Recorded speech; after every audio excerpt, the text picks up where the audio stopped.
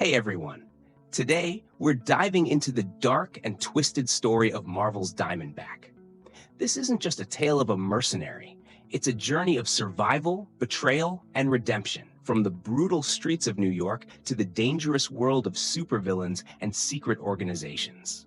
And later in the video, I'll also break down how Marvel Snap brings her signature diamond weapons into gameplay. Now, let's jump in. Rachel grew up on the tough streets of New York City's Lower East Side, the youngest of 4 kids.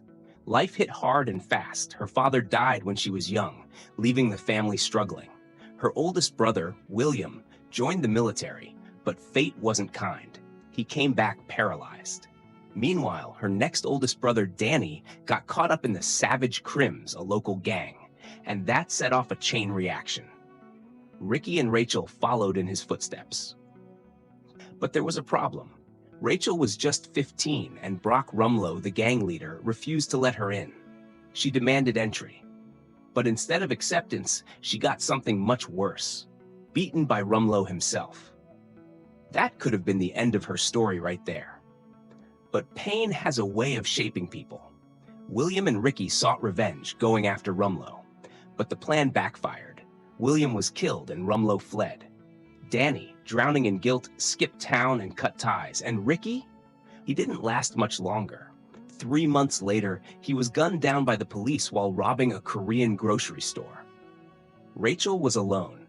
She dropped out of high school, surviving as a pickpocket and con artist. But she wasn't just another street thief. She had ambition. That's how she ended up at Taskmaster's Technical School, a training ground for criminals. Then, as if fate hadn't tortured her enough, she crossed paths with Rumlow again. Fear got the best of her, so she changed her appearance, even took on a new name, Ratzel. But she didn't just hide, she adapted. She graduated from the academy, created her own costume, and armed herself with a signature weapon, diamond-shaped throwing spikes. They weren't real diamonds, of course, but they were just as deadly. Poison-tipped, explosive-packed, corrosive with acid. Rachel had a diamond for every occasion. And just like that, Diamondback was born. Now a full-fledged mercenary, she joined Sidewinder's Serpent Society, a team of snake-themed criminals running their business like a proper organization. One of their first jobs? Taking down MODOK. And that's when things started getting complicated. She and Bushmaster tracked him to an abandoned AIM sub, but when MODOK attacked, Rachel saved Bushmaster's life. That earned her some respect, but it also put her on Captain America's radar. When Cap showed up investigating MODOK's whereabouts, Rachel, Asp, and Black Mamba went toe-to-toe with him. And guess what? He wiped the floor with them. Something about him got to her, not just his strength, but his nobility. She had a chance to take him out, twice, and both times she let him go. That was the start of something. She crossed paths with Cap again while looking into the murder of Death Adder. This time they worked together until she got shot by a scared farmer. She should have been furious, but all she could think about was how Cap still didn't trust her. Then came the moment that changed everything. When Viper took over the Serpent Society, Rachel didn't just stand by. She fought back. She rescued Sidewinder, called Captain America for backup, and played a crucial role in stopping Viper's plan. But even after proving herself, she made a mistake. Letting Cobra escape. That cost her Cap's trust all over again.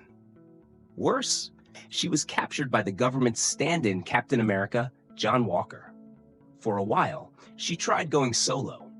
That led her to a run-in with Batroc's brigade, a confrontation with Helmut Zemo, and, inevitably, another encounter with Cap.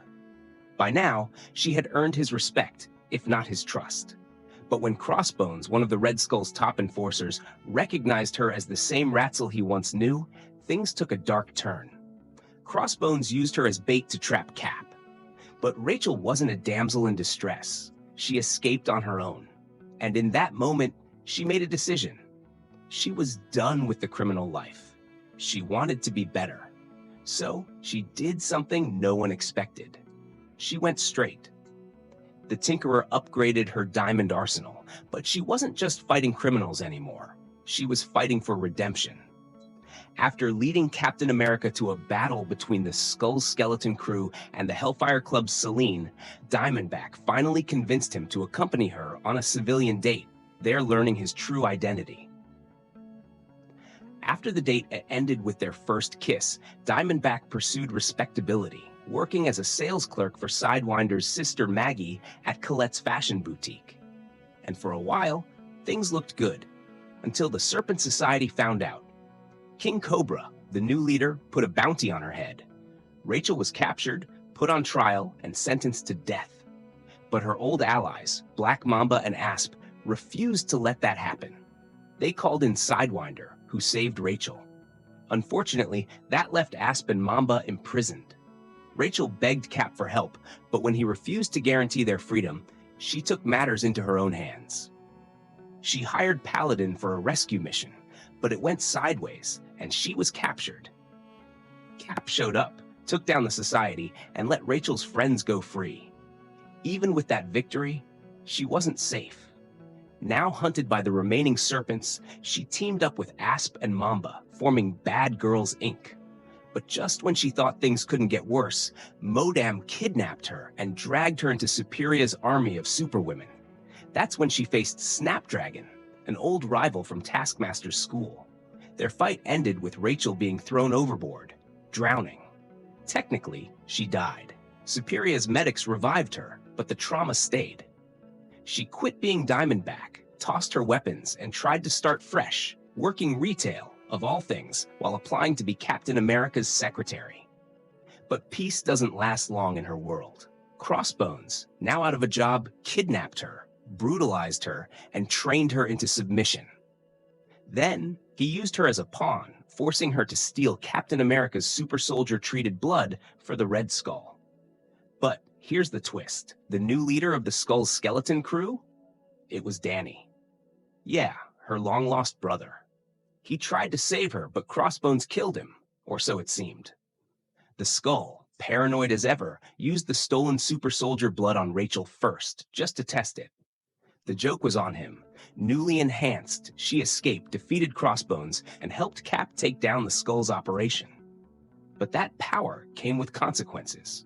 She hunted down Snapdragon, seeking revenge. In the heat of battle, she lost control and drowned her. That act shattered her. Hallucinations, guilt, self-destruction, it all came crashing down. She spiraled, crashing a flyer in combat and spending weeks in a coma. By the time she woke up, Cap's super soldier serum was failing. Their relationship grew strained. She saw herself for what she had become, a murderer. Feeling unworthy of Cap, she left. Superia offered her Snapdragon's old position in exchange for curing Cap. But when Cap refused the cure, the Red Skull swooped in, stole it, and killed Superia. With nowhere else to go, Rachel returned to being Diamondback. She destroyed Taskmaster's training schools, got caught up in a battle alongside War Machine, and even got manipulated into working for a mysterious organization.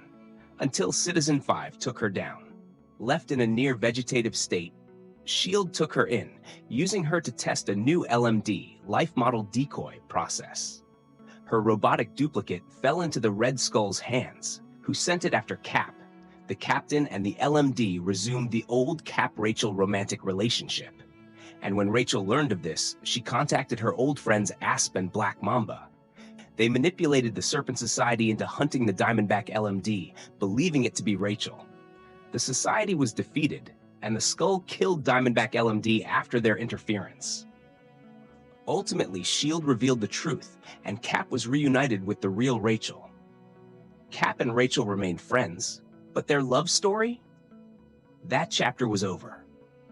Now, she works in the gray area between hero and mercenary, taking jobs with Bad Girls Inc., occasionally working with S.H.I.E.L.D., and navigating a world that refuses to let her escape her past.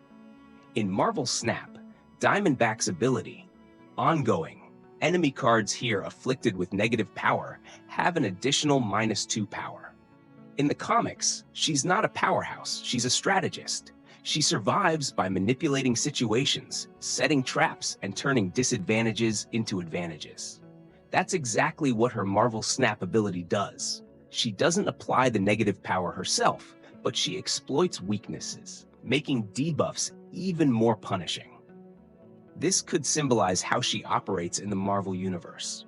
Whether it's using poison to make an enemy more vulnerable, explosives to create chaos, or her street smarts to outmaneuver foes, she thrives in environments where the fight is already uneven. In a way, her ability in Marvel Snap reflects how she picks her battles. She doesn't just fight head-on, she ensures the enemy is at their weakest first. Now, let's talk about her connection with Captain America.